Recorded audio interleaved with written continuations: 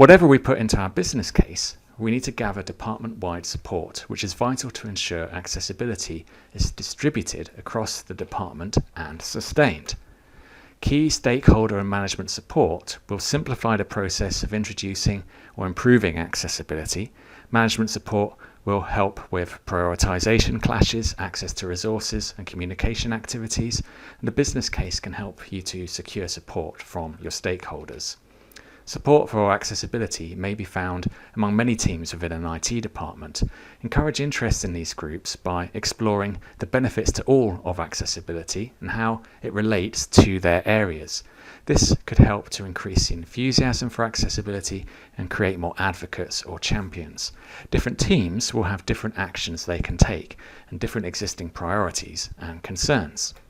Keeping that in mind, create opportunities to exchange information and provide support. This could be informal between interested individuals, such as chat channels and lunch gatherings, or more formal presentations to management during staff meetings or feedback sessions. Within our IT department at Southampton, we run a digital accessibility community of practice. On the support site, you can find links to workshop materials we've created for community accessibility events.